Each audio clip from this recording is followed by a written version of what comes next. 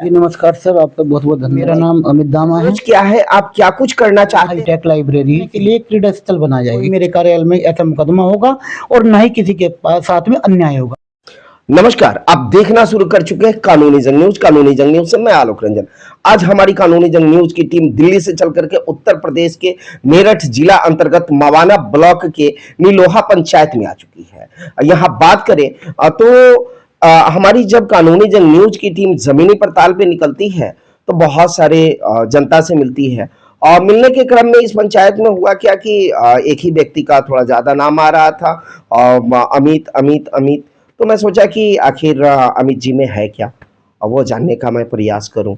तो इसी कड़ी में आज हमारी टीम अमित जी के पास में आकर के अमित जी से पूछना चाह रही है और कि आखिर क्या कारण है अमित जी का, कि अमित जी का नाम यहाँ के जनता ले रहे हैं।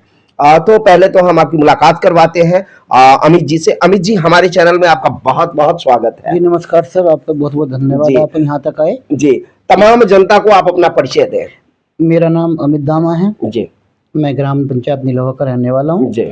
हमारा मवाना ब्लॉक पड़ता है, तहसील मवाना है और जिला मेरठ के अंतर्गत ये गांव आता है जी। बिल्कुल, आखिर ऐसा अमित जी ऐसा क्या कुछ रहा जिसके वजह से चर्चा का विषय है, काफी लोग आपका चर्चा कर रहे थे, इसके पीछे कारण क्या है? भाई ये अब इस बारे में तो एक ग्राम पंचायत नीलोहा के जो ग्रामवासी है, इनका प्यार है मेरे प्रति, इनका स्वभाव इस तरीके का है कि मुझे अच्छा लग रहा है। वो मुझे पसंद कर रहे हैं, मैं उनके लिए धन्यवाद देना चाहूंगा कि वो मुझे इतना अच्छा समझ रहे हैं। बिल्कुल।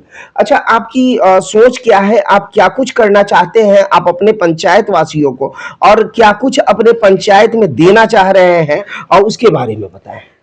मेरा मानना ये है कि अभी तक हमारे गांव में जो चीज अब से पहले नहीं डेवलप हो पाई, जैसे कि हमारे यहाँ हाईटेक लाइब्रेरी शिक्षा के क्षेत्र में जी।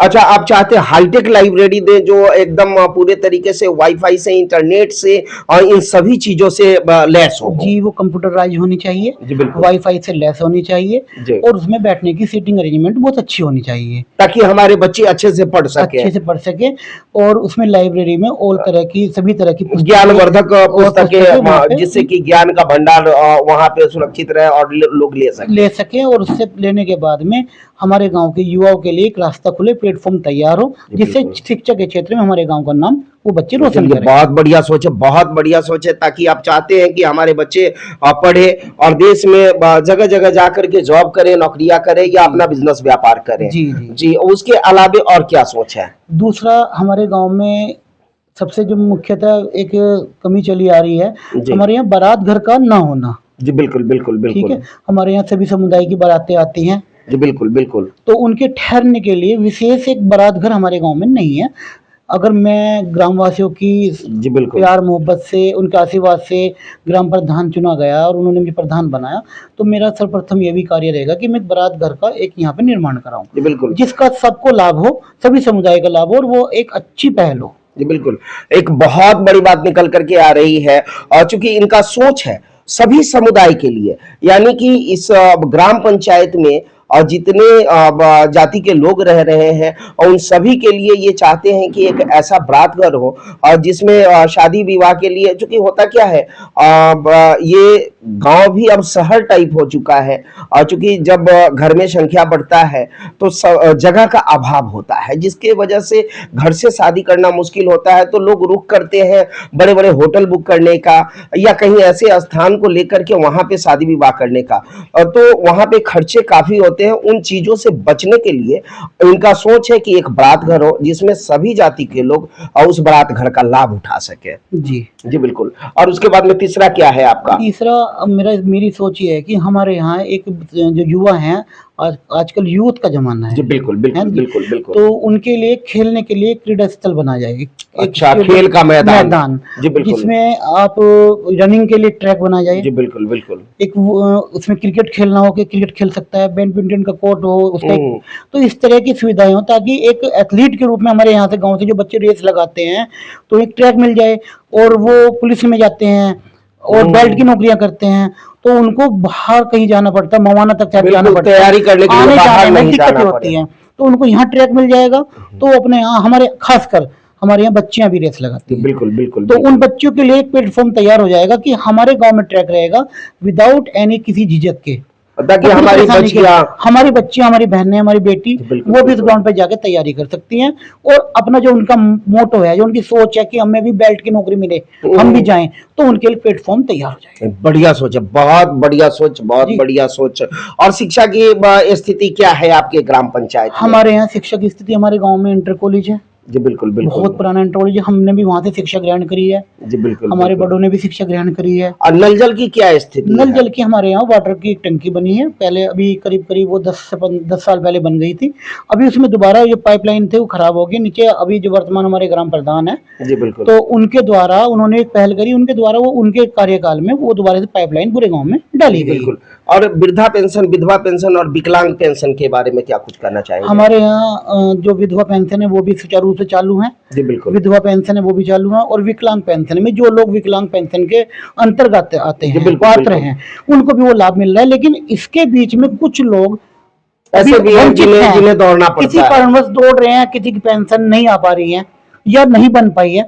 तो मेरा ये अपना आपके चैनल के माध्यम से मैं अपने ग्राम वासियों को ये कहना चाहूंगा कि इस चीज से वो निश्चिंत रहे। मेरे कार्यकाल में उन सभी को वो लाभ, सरकारी लाभ मिलेगा, पेंशन भी मिलेगी, वृद्धा पेंशन मिलेगी और ये इस तरह की जो सरकारी योजनाएं हैं उनका लाभ मैं उन तक लाके दूंगा। अच्छा, ग्राम पंचायत में कुछ ऐसा होता है चूंकि पंचायती चुनाव जब होता है तो बहुत सारे प्रत्याशी चुनाव लड़ते हैं, तो इस बीच में होता क्या है कि बहुत सारे लोगों का ये स्टेटमेंट होता है कि ये फलाने समाज से है तो ये अपने समाज को देखेंगे और वो हम लोग इस समाज से है तो हम आपको देखेंगे। तो इस तरीके का ह्यूमर बनाया जाता है और फैलाया जाता है, इसमें क्या कुछ करना चाहिए? हाँ, ये आपका बहुत अच्छा सवाल है। तो इस तरह का रूमर फैलाया जा रहा है, हर जगह जगह हमारी अपोजिशन होता है। अपोजिशन का काम क्या होता है कि वो सामने वाले कैंडिडेट की अच्छाई को दबा के उसकी नकारात्मक जो बात नहीं भी है उसको लोगों को बढ़ा के बताना और वोटरों को कहीं ना कहीं डाइवर्ट करना। जी बिल्कुल बिल्कुल, ठीक है। लेकिन गांव में सभी तरह के वोटर हैं, एक अवेयर होते हैं, नॉन अवेयर होते हैं, कुछ अशिक्षित हैं कुछ लोग। लेकिन हम उन सभी को ये बताना चाहेंगे आपके चैनल के माध्यम से कि समुदाय मेरे लिए इस पूरे गांव का एक है, समान है।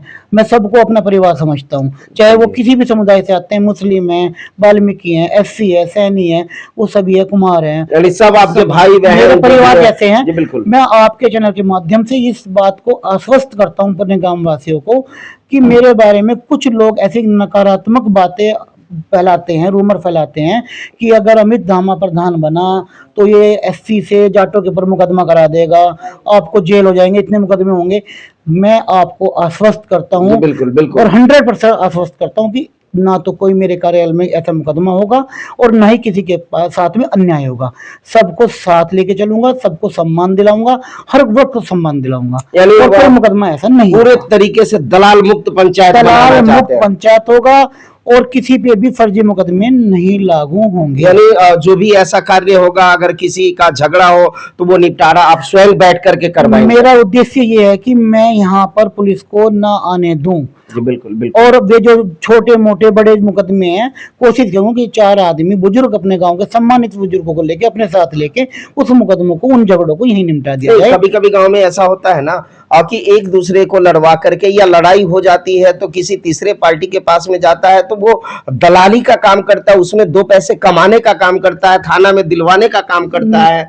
बिल्कुल ऐसा होता है बहुत सारे पंचायतों में। ऐसा बिल्कुल नहीं करूंगा, ना ही मैं ऐसा होने दूंगा। जी बिल्कुल बिल्कुल, ठीक है जी। आपके माध्यम से मैं फिर दोबारा ये कहना चाह रहा हूँ कि इस तरह की कुरीतियां जो समाज में ये फैला रहे हैं, पैदा कर रहे हैं, वो बिल्कुल खत्म कर दी जाएंगी। बहुत बढ़िया, इनकी एक सोच है कि पूरे तरीके से दलाल मुक्त पंचायत बनाना है और ये सभी समाज के शुभचिंतक हैं और सभी समाज को लेकर के चलेंगे। और बहुत ऐसा होता है कभी कभी कि गरीब बच्चियों के शादी के लिए क्या कुछ ऐसा सोच रखते हैं आप? हाँ, गवर्नमेंट से भी फंड मिलता है। आपका बहुत अच्छा सवाल है, ये भी मैं आपके चैनल के माध्यम से अपने ग्रामवासियों को बताना चाहूंगा कि जो भी गरीब बच्चियां हैं जिनके माता पिता इस तरह सक्षम नहीं है शादी जी, करने बिल्कुल, में, बिल्कुल। तो उनके लिए सरकारी योजनाएं जो भी हमारी केंद्र सरकार से हैं, राज्य सरकार जी, से है, बिल्कुल, बिल्कुल। वो कन्याधन के रूप में, सामूहिक विवाह के रूप मिलता है, में मिलता है, मिलता है। वो सारी योजना, सरकारी योजनाओं का लाभ मैं उनको दिलवाऊंगा, चाहे वो केंद्र सरकार से लानी हो, हाँ, चाहे वो बिल्कुल। राज्य सरकार से लानी जी, हो। बिल्कुल, बिल्कुल। उसमें अगर कोई भी योजनाएं ऐसी हैं जो ब्लॉक स्तर से लानी है, जी, बिल्कुल, तो मैं बिल्कुल। अपने ब्लॉक के माध्यम से, बीडीओ साहब से, प्रमुख साहब से, उनके माध्यम से मिलके